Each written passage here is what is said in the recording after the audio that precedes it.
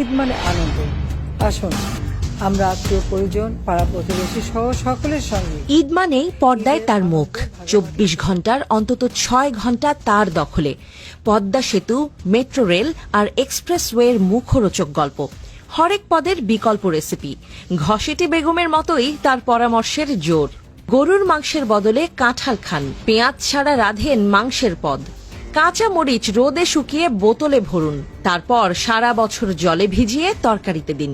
অবশ্য কপাল ভালো, তিনি গরুর বদলে কাঁঠাল জবাই দেওয়ার পরামর্শটা দিয়ে যেতে পারেননি। আলাপে আলাপে টেলিভিশন চ্যানেলগুলো হয়ে উঠেছিল ঘরের উঠোন। 10টা খবরের 8:30টাই থাকতো তার। ইচ্ছায় হোক আর অনিচ্ছায় তার মুখ দেখাতেই হতো, তবে তাতেও মন ভরত না তার।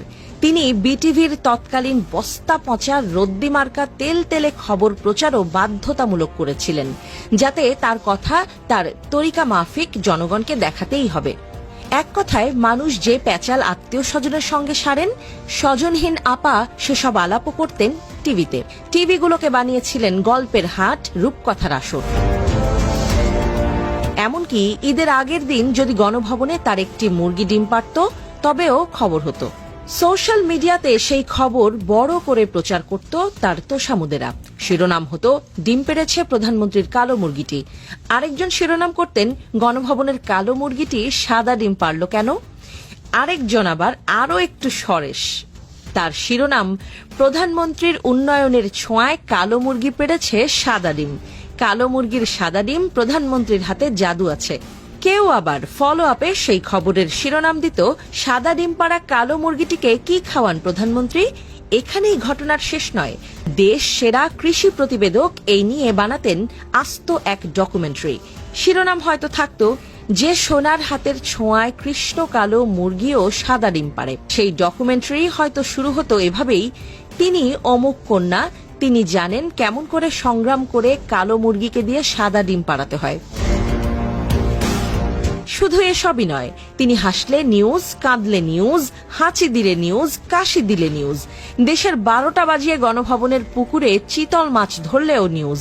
শেষ পর্যন্ত কিছু গণমাধ্যম খুঁজে বের করত, গণভবনের লেক থেকে চিতল মাছ ধরা হলো যে বড়শি দিয়ে, সেটি আসলে কোন দোকান থেকে কেনা। তবে তিনি এখন আর নেই বাংলাদেশে। তবুও ঈদ আসে, কাঁঠাল না পেয়ে মানুষ গরুর মাংসও খায়। পুরো দেশটাই ছিল যার পৈতৃক সম্পদের মতো, তিনি এখন দেশ ছাড়া আছেন এমন এক জায়গায় যেখানে আসলে গরু জবাই দেয়াই নিষেধ। গরুর মাংস ছুঁলে জাত যায়, পিটিয়ে মেরে ফেলা হয়। কাঁঠালই এখন তার শেষ ভরসা, হয়তো একেই বলে নিয়তি। দিল্লির গোপন কুঠুরি, সামনে এক বাটি কাঁঠাল মাংস, হাতে তার এক টুকরো ছেঁড়া রুটি, হয়তো চোখের কোণে কিঞ্চিত জল। তিনি কাঁদছেন, গরুর মাংস না পাওয়ার বেদনা তিনিও এখন বোঝেন। বহুদিন তার মুখটিও কেউ দেখছে না পর্দায়, তার অস্তিত্ব এখন কেবল অডিও কল। তিনি আছেন, তবুও নেই। একদিন যার দাপটে কাপটে ধরা, তিনিই এখন অচ্ছুত, অবাঞ্ছিত।